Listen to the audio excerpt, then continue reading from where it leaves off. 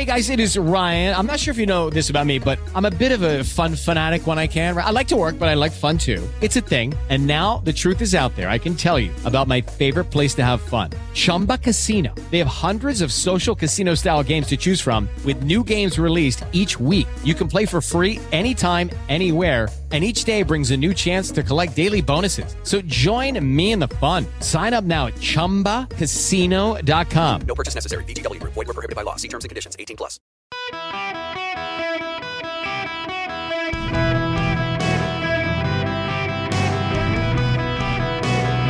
Welcome to the Eric Erickson Show Podcast, Hour 3. Hello and welcome. It is Eric Erickson here across the nation. The phone number, 877-973-7425. I gotta say, one of the most bizarre things that I have heard is MSNBC. You know, I mentioned yesterday the shooting up in North Carolina. Someone shot up two different power transformer substations, knocking out the power in and around the Southern Pines, North Carolina, or Pinehurst and the like. Southern Pines, WEEB, 97.3 in 104.1 up there. There's one of my affiliates. It's actually my very first affiliate outside of Georgia, is in Southern Pines, North Carolina. And I've got a strong listenership up there. Get calls from them all the time. Wonderful people in a beautiful part of the state. The Pinehurst, the very famous golf course is up there. And someone shot up two power transformer stations, taking out the power in that area. It's southwest of Raleigh. And it's kind of alarming. It's clearly a criminal act. We don't know who it is. Well, MSNBC is speculating on it. Here's one of their national security analysts. Listen very closely to this clip. Well, we all want to know who and why, and that's where the FBI comes in, not only generally when they respond to crimes and support locals and state authorities like this. They're going to develop a profile. They're going to help with forensic, physical evidence, all of that, yes. But we know the FBI, of course, is the lead agency for an act of domestic terrorism, and they're going to be pursuing motive here. And yes, it's quick and convenient to say, look, we know about this planned drag show in town. It happens, I think, every year. And yes, the coordinators of that show said they have been receiving unprecedented levels of threats or disagreement over this. So they'll be exploring all of that, the communications around that event. But let's not necessarily do the quick and convenient thing, because there's something much larger going on here, Nicole. We saw something similar to this out in California in 2013. It's never been solved. It was at a Pacific Gas and Electric facility with sniper fire was used to take out transformers at a substation, and it woke everybody up in law enforcement. You got that? You got that? Maybe it was the drag queen show in Southern Pines, North Carolina. There was a drag show. It's an annual event. It happened December 3rd, Sunrise Theater in Southern Pines. It's put on by a group called Sandhill Pride, who says they've held 4 events like this in Southern Pines. The previous 3 were in the Belvedere Plaza in downtown Southern Pines. They also held a Kinky Boots watch party there. It's a movie in 2019. The event is hosted by Naomi Dix, a drag artist who has been performing for over 8 years, based in Durham, performed all over North Carolina. The reaction was hostile, and there were threats and all of that. But I need to play you the clip one more time from MSNBC. Well, we all want to know who and why, and that's where the FBI comes in, not only generally when they respond to crimes and support locals and state authorities like this. They're going to develop a profile. They're going to help with forensic, physical evidence, all of that, yes. But we know the FBI, of course, is the lead agency for an act of domestic terrorism, and they're going to be pursuing motive here. And yes, it's quick and convenient to say, look, we know about this planned drag show in town. It happens, I think, every year. We know about this planned drag show. It happens in this town, I think, every year. The speculation being someone was going to take out the power in the county, Moore County, North Carolina, to stop a drag queen show. The attack happened after the event. That's right. The event happened in the end of November. Nope. I'm sorry. It happened December 3rd. And the attack on the power generation plant happened, on the 4th? On Sunday, the 4th. That's right. So it happened after the event. But MSNBC felt free to speculate that it may very well have been to try to stop an event that already happened. I don't want to belabor the point, but this is one I hope everyone really does pay attention to. The American media is in decline. Its reputation is in decline. Its trust levels are in decline. And people genuinely disbelieve what they hear in the press. People want it to be confirmed in other sources before they engage with it. Even here, I very often now refuse to talk about big stories in the news until several days are past, because I know more often than not what's going to happen is there's going to be some clarity provided on the story that changes key details, particularly if it involves Donald Trump. So you have this Figliuzzi guy on MSNBC, who's one of their national security analyst commentators, who is on MSNBC to talk about a criminal power outage in North Carolina. It appears an attack began on Saturday around 7 p.m. That would be December 3rd. It happened at 7 p.m. In the Southern Pines, North Carolina area. And around the same time was a drag queen show in downtown Southern Pines. And so the attack happened at the power facilities around the time a drag queen show was starting. And MSNBC's immediate speculation was, well, maybe someone was trying to take out the power to stop the drag queens. First of all, you clearly don't understand drag queens. They do the show with or without power, I guarantee you. They wish to be seen on a stage somewhere. But second, isn't it interesting how the immediate rush from MSNBC is to suggest that maybe there's a tie-in? It's got to be some MAGA group. It's got to be some white nationalist group. It's got to be something. It's got to be some criminal act to do this. Except the way they talked about it on MSNBC was to suggest almost that the attack came before the event called Downtown Divas happened. It actually was around the same time they began experiencing the problems. In fact, CNN also reports that the Sunrise Theater advertised Downtown Divas starting at 7 p.m., and it was after that, shortly after that, that the power cut. And no one in the area actually thinks that it is related, but the national media does. In fact, law enforcement says they have, quote, have not been able to tie anything back to the drag show. They don't know. But the media has rushed there because the media is convinced of it. You know, I just, let me step back for a moment and say something in a larger area. The transgender phenomenon in this country, we are talking about probably less than 1% of America. If the media stopped talking about it and promoting it, it would sail over people's heads. The media, its obsession with it.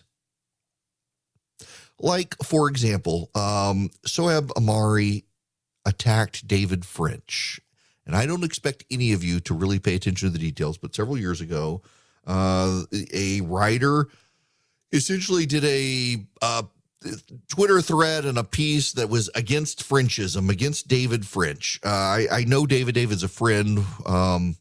We don't agree on a ton of things these days, but he's a very nice guy, a dear friend. This guy went after him. And I actually probably agree with this guy more often than David, but he kind of identified David as the face of something that is beyond David French. But David French had disagreed with the idea that we should just pass laws and shut down drag queen story hour everywhere, that if you and I wish to live in an area where we don't have them, we should allow people who wish to have them to live in their area. It's essentially allow federalism to work. And it became a very big thing on the right, whether you are for or against the drag queen story hour. What is notable, however, is not where people on the right were, but what actually happened culturally is now suddenly they're everywhere. That this clearly aggravated people on the right, and so the response of people on the left was to make sure we have them everywhere. Have as many drag queen events as possible because it infuriates the right. Just as so many people on the right have decided to own the left in their antics, people on the left have decided they want to own the right in their antics. On both sides, it's rather juvenile, and on this side, it's a deeply malevolent force that gets parents to take their children to these hypersexualized events where in many cases the children themselves become sexualized. It's frankly awful.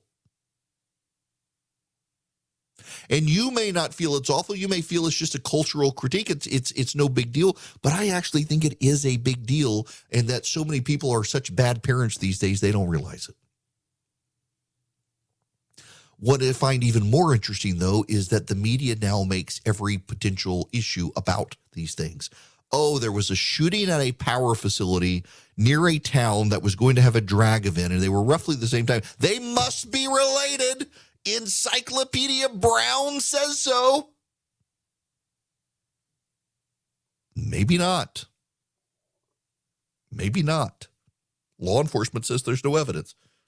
Of course, they don't know who did it. They've got no idea. Law enforcement has no clues. They're trying to find maybe it is related. It's just curious to me how the suspicions of the media always go towards their left-wing sensitivities and sensibilities and their hostility of people on the right. Well, clearly this was a terrorist attack to stop a drag queen show. Or maybe it wasn't. But I suspect if it was related, we're going to hear all about it. If it wasn't related, we're never going to hear about it again. We still, after all, don't know what happened with the mass shooting in Las Vegas. It's one of the very few incidents like that ISIS took credit for. ISIS very often refuses to take credit for events. Yet the mass shooting at that concert in Las Vegas, and ISIS took credit for it through its standard channels, which very often when someone credits ISIS with something, they release a statement saying, it's not us. This time it was. And to this day, the FBI says, we don't know what provoked the guy to commit that shooting. Maybe it was ISIS. We only ever find out about these sorts of things and the motives behind them if they can try to make someone on the right look bad. So if this actually was related to the drag queen event, we're going to hear about it. And if not, people will prefer you forget it. I want to tell you guys a little about a group I've been working with, Americans for Prosperity. Maybe you've heard of them. They're the largest grassroots network in the country, fighting to expand freedom and opportunity so that we can unleash prosperity in America again. Here's what I like about Americans for Prosperity. They focus on building movements at the community level, not Washington, D.C. That's actually how I first came to know them, in Georgia, helping rise up the Tea Party movement in 2010. They understand we're not going to find solutions in Washington. We got to take power out of Washington. That's going to have to come from Americans like you outside the Beltway bubble. That's why I'm excited to partner with Americans for Prosperity to provide an effective platform where we can talk to our fellow Americans and advocate for solutions to the most critical challenges facing the country. I encourage you to learn more about Americans for Prosperity by going to americansforprosperity.org/Eric. Hello there. It is Eric Erickson here. Glad to have you with me. The phone number is 877-973-7425. I'm going to go to Ryan, waiting patiently. Welcome to the program, Ryan. How are you? Hey, Eric. This is Ryan. I'm down in Warner Robins. Excellent. Yeah, because somebody's not on my radio anymore, so I have to listen to you online.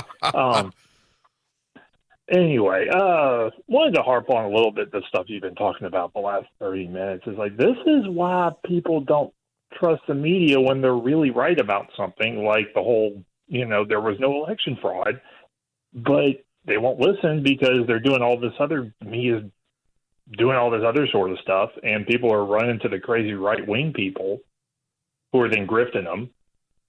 Yeah. Look, I got to say, because so much of the media these days looks at liberals as their income earners and revenue generators, they cater to them. And as they have, people on our side listen to them less and less. And honestly, it gets me frustrated because there is good news out there. And I, on a daily basis now, will do a story, source it to like the New York Times. It's a totally legit story. Everybody agrees with it. And yet I'll get a listener who sends me hate mail. I can't believe you read that story from the New York Times. How can you believe them? Yeah. So just aggravating as all get out. Yeah. Well, and listen, I know it's aggravating. I hope to at some point be back on the radio down at WMAC down there or some other talk station in Middle Georgia. That one kind of frustrates me. Although I have to admit, I've gone back and forth on this one, Ryan, because on occasion I go to the grocery store and I have to interact with people who listen. And I thought, they would stop listening and they'd forget who I am and I could grocery shop in peace. But I know what my live stream numbers are, and I think I have more people listening to me online in Middle Georgia than the talk station has listening on the radio. Oh, well, there you go.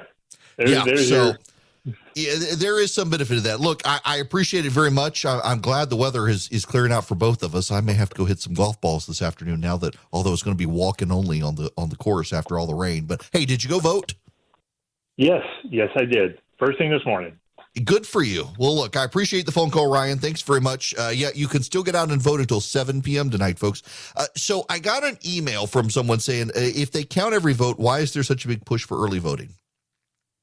If every vote matters, why all the early vote push? And it's this. And I should probably, you know what? Let me read the question, and let me find. Where is the person Samantha emailed? So I got an email from a listener. If every vote counts, why is there so much encouragement to vote early?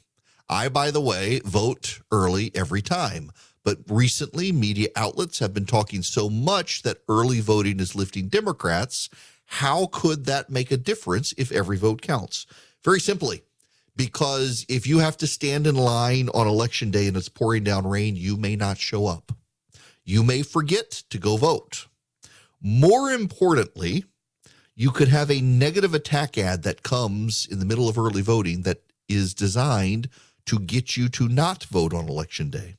So the more Republicans and Democrats alike get people to vote early, the more they lock in those votes. Democrats overwhelmingly now encourage people to vote early. They drive people to the polls, to the early voting locations to get them to vote, and they vote. And then Republicans are all expected to show up on election day, where they've got to do it in inclement weather. They've got to remember to do it. They have to rearrange their schedule in some cases to do it, and oftentimes they say, I can't go do it. So by voting early, you bank your votes. The other thing that early voting helps is by banking votes. Both sides really track the early voting. Who is it who's voting? How many Democrats versus how many Republicans? They also know how many more people they got to turn out on election day. And inevitably, Republicans always have to turn out more people on election day than the Democrats. And the result is it's dependent on the weather. It's dependent on their schedule. It's dependent on whether they remember. It becomes harder for the campaigns to do. So yes, every vote counts, but when you vote early, you're more likely to actually vote. And you have multiple days on which to plan to vote, as opposed to showing up on election day and hoping there's no line and no rain or no snow or anything like that. Those sorts of things matter greatly, which is why I think every Republican needs to go out of their way to start getting in the habit of voting early. And, we used to do that. Republicans used to have the absolute game plan for early voting and absentee balloting, and now it's the Democrats who kick our butt at it. A friend of mine and I were discussing Boll and Branch sheets the other night when he was sitting on the front porch with me, and he didn't believe that they got softer and softer every time you washed them. His wife was not convinced at all. She figured it was all marketing hype. Now she wants Boll and Branch sheets for all of their beds at home. Why? Because they really do get softer every time you wash them. They're free of toxins, pesticides, harsh chemicals at every step of the process. They're the finest 100% organic cotton on earth. They're made by artisans who earn the pay and the respect they deserve. And right now, you can bring home a better night's sleep this holiday season with Boll and Branch bedding. Their signature sheets even come wrapped and ready in a beautiful holiday gift box. It's going to look good. It's going to feel great. For a limited time, get 20% off your first set of sheets and free shipping when you use promo code ERIC at bollandbranch.com. That's Boll and Branch, BOLLAND branch.com. Promo code is ERIC, ERICK at bollandbranch.com. Hi there, it is Eric Erickson here. The phone number is 877-973-7425. I'm going to go off on a wild tangent based on a news story I saw in commercial break. When we research this program and we ask listeners what to expect, the thing that comes up repeatedly is you never know what the heck I'm going to talk about or say on an issue. And the problem is I start reading something in commercial break and say, I was going to talk about this, but I think I actually want to talk about this instead. Okay. So this is from Mark Gurman. Mark Gurman is a tech writer at Bloomberg News, and he's on the Apple beat. And essentially, the story is that Apple wants to release a car in the year 2026. Originally designed by Johnny Ive of Apple fame, it was going to be without pedals and without a steering wheel. Yeah, only Apple. The company that produced a phone that has no buttons, no keyboard or anything. Look, the Apple event when Steve Jobs introduced the iPhone and there was that one button, the home button, and nothing else. People were like, what the heck? Of course, Apple would be the company that wanted to produce a car with no steering wheel and no pedals. Well, in a significant shift for the project, the company is now planning a less ambitious design that will include a steering wheel and pedals and only support full autonomous capabilities on highways, said the people who asked not to be identified because the information is private. Apple's previous vision for the car was to offer quote-unquote level 5 autonomy, the pinnacle of self-driving technology, which no automaker has attained. The current plan is considered below that because of its more limited scope. The heart of Apple's technology is a powerful onboard computer system, codenamed Denali, after the tallest mountain peak in North America, and a custom array of sensors. The processor's performance is equal to about 4 of Apple's highest-end Mac chips combined and is being developed by the company's Silicon Engineering Group. Now, I can stop there. Let me just say this. I have long suspected that the Apple car project had more to do with Apple developing other things than with the car project itself. When you think about the car project, you are thinking about navigation systems for maps. You're thinking about the in-car display like CarPlay. You're thinking about sound systems. You're thinking about chips and processors and sensors and what all you can fit. I always kind of presumed it wasn't a real project. It was a real project for purposes of developing technologies to deploy elsewhere. But apparently, it's a real project and a dumb one. No steering wheel and no pedals is dumb. I say all of this because before I was born, when some of you listening were young children, before I was born, it was the flying car. And the flying car was going to be the future. Go back to issues of popular mechanics, popular science in the 1950s and the 1960s. And you see all these stories about the flying car. We ain't got to the flying car yet. I think this generation's flying car is the self-driving car. Because yes, we do have flying cars. It is possible. There are also cars that float, that you can go from land to sea and back again. They exist, but they're not common. I see a lot of people driving Teslas around. And Tesla has a onboard system that allegedly allows you in some capacity to have semi-autonomous driving. Keep your hand near, not on the steering wheel. And the Tesla will change lanes for you. It can get off the interstate for you. It can do a whole lot of things for you. But there are always roads where it does not work. I took my family to Louisiana a few weeks ago to see my parents. I rented an SUV. They gave me a Jeep Wagoneer. The thing had the most obnoxious bells and whistles. To this day, it was giving me alarms, and I don't know what the alarms were for. I have no idea.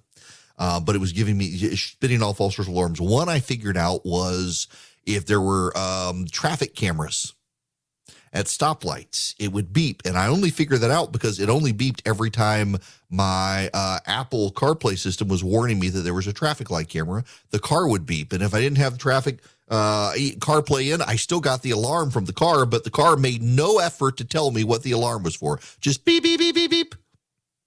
The thing, if I had both hands on the steering wheel but wasn't gripping it tightly enough, it would yell at me that I needed my hands on the steering wheel. It's the most bizarre thing. At one point on the interstate, now I am in Baton Rouge, Louisiana. I'm on the interstate, which is an elevated overpass through downtown Baton Rouge that is ancient of days and probably needs serious repair. And it has all of the, I mean, I can't figure out how to turn all the damn stuff off. And it's got the lane assistance. And at one point, there is a line on the interstate, and the lane is like this, but the line curves. And the car literally tried to steer me into another person's vehicle because the paint on the road was curved like it was a line in the road, and it thought I was coming out of the line, and I had to course correct myself and nearly wrecked the other way. It was awful. It was a horrible experience. I don't know why people like those vehicles. I finally had to sit down at some point and push every button I could and get the online manual to figure out how to turn all that crap off. It was awful. And the same thing with these other self-driving cars. So many of them are based on lines on the road, high-end GPS and radars and LiDAR and all of that, but also the lines on the road. And so on a lot of interstates, it can keep you fine, but God help you in Louisiana. You know, the roads in Louisiana are so bad is because for years the drinking age stayed 18 after the rest of the nation raised it to 21. In Louisiana, they came up with a novel way to keep the drinking age 18. It was not illegal to sell alcohol to someone 18 to 21, but it was illegal to buy alcohol under the age of 21. So if you were 18 to 21, it was legal to sell it. It was illegal to buy it. And finally, the federal government cracked down and said, you ain't getting your highway funds. And for years, Louisiana didn't get all of its highway funds. And ultimately, during the Clinton administration, they jacked up. When I turned 21, they made the drinking age 21. Louisiana has terrible roads. I one time took my wife over. We were dating at the time. No, I think we just got married. We were driving I-12 through South Louisiana, and the road was bumpy. And my wife was trying to sleep. She asked if I would get in the other lane, and I got in the other lane, and it was even worse than the first lane. And she swung her arm around and pounded me in the chest and said, I said, get in the other lane. I said, I am in the other lane. What do you want me to do? She had never experienced Louisiana roads before. They're terrible. A self-driving car in Louisiana is going to get you eaten by an alligator.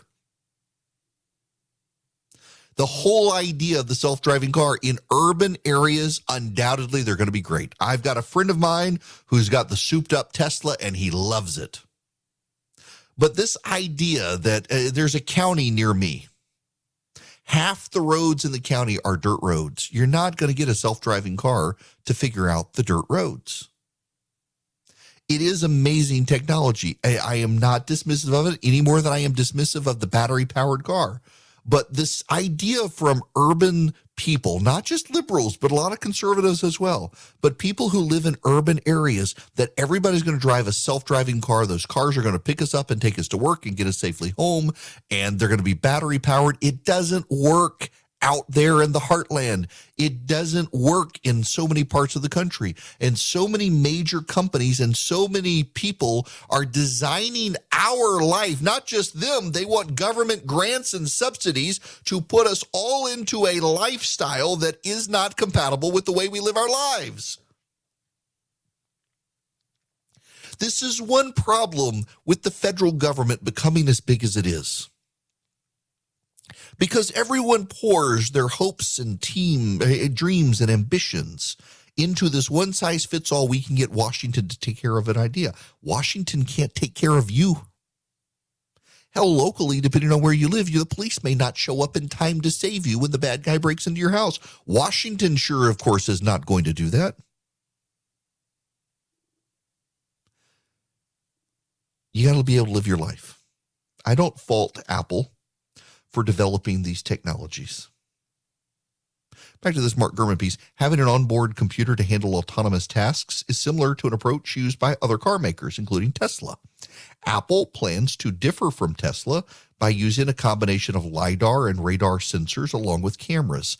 The setup helps the car determine its location, see driving lanes, assess how far it is from other objects and people. Tesla relies on cameras, while Alphabet Incorporated, that's Google, its Waymo, and others use a combination. In addition to onboard hardware, the system has a cloud-based component for some artificial intelligence processing. Apple is relying on Amazon Web Services for hosting, costing the iPhone maker $125 million a year. But that's just a sliver of the roughly $1 billion the company's spending on the car project annually.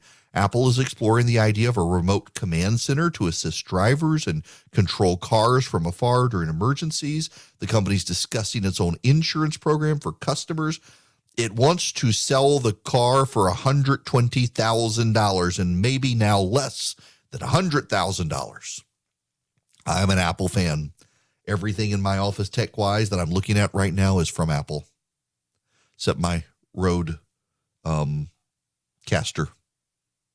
I am not buying a $100,000 Apple self-driving vehicle. I'd rather get the Cadillac version of my Denali SUV. It, by the way, will come with some level of self-driving mode, but I won't use it very much. Right now, I've got the lane assist function and the cruise control thing, which drives my wife crazy. Somebody pulls out in front of you, it's great. It slams on the brakes automatically, but goodness gracious. You head up to somebody who's moving slower than you and your car just slows down and you don't even realize it till suddenly it happened to me last night on the way home. I was going faster than some of the other cars because of the weather. My car is perfectly safe to do. Their cars, they didn't feel comfortable doing it. But I'm headed down the road. I'm doing slightly over 70. The speed limit is 70. It's doing slightly over 70.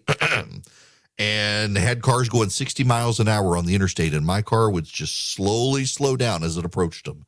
And I'm having to move around them. And this technology doesn't work as good as these companies do. When I was a kid, I loved technology. I mean, to this day, I love technology. I am an early adopter on all sorts of things. But as I get older, I see the limits. And God bless the dreamers who never see the limits, who always want to push past the limits to new potential. God bless them. They innovate.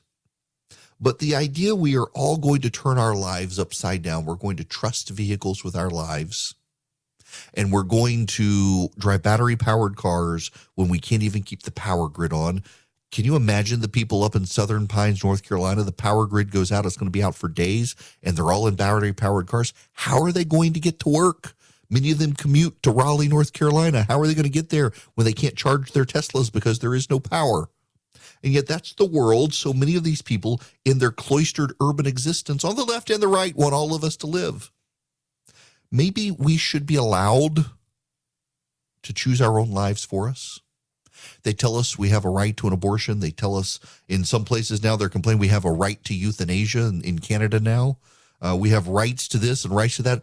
Why don't we have the right to be left alone? Why don't we have the right to determine our destiny for ourselves? Why don't we have the right to determine our car preference? Why don't we have these rights as well, instead of having the government and the left and the regulators and the wokes decide how to live our lives for us and which cars we should drive, where we should live? Let's just live and let live, and perhaps we'll all be better off. Hi there, it is Eric Erickson here. This hour of the program brought to you by Americans for Prosperity. AFP has been out there for years helping free markets and free people. They want you to be involved with free markets and free people. They want you to grow your knowledge of conservatism and be able to advocate for conservative causes. And you can do that by going to americansforprosperity.org/ERICK. americansforprosperity.org/Eric today. Americans for Prosperity is a conservative do tank. They have organizations around the country where they do take great action. Instead of just being a think tank in Washington with white papers no one reads, they raise up conservatives. They teach them how to be better activists. They teach them how to go to local school boards or their state legislature, county commission, make compelling arguments on behalf of free markets and free people. If you support free markets, free people, you should reach out to them. americansforprosperity.org/Eric, ERICK. So I got to say, I was going to talk about this in the last segment until I got distracted by the whole self-driving car thing. But there's not a lot of need to spend a ton of time on it because they themselves have been so dismissive of it. The president of the United States has decided he is heading off to the border. He's just not heading to the Southern American border. He's going to Central and South America, and he's going to talk to those people. To be sure and to be fair, there are reasons for the president to go there to deal with the massive wave of illegal immigration headed to this border. There are root causes in those countries triggering it. The Democrats are right about that. The problem, however, is that they choose to ignore the crisis at our southern border, and the president of the United States himself has been fully dismissive of going to our southern border. He refuses to go see the southern border. Karine Jean-Pierre is the White House press secretary, and she flat out lied to the White House staff the other day, claiming that, in fact, the president of the United States had been to the border. And it simply is not true. She flat out lied when she said that he had been. Kevin McCarthy says that he invited President Biden down to the border. How does the president RSVP? We know the president's never been down to the border. The possible next speaker says that he wants him to go with him, so is he going to? So look, he's been there. He's been to the border, and since he took office. When did he go to the border? Since he took office. He has not been to the border. He has not. And he's not going to go, because if he went, it would draw too much attention to the problem at the American border. This is a failure of this administration. It is fundamentally a failure of this administration. We did not have the problem at the border that the border now has. When Donald Trump was president, the border problem was not nearly what it was, right, or what it is right now.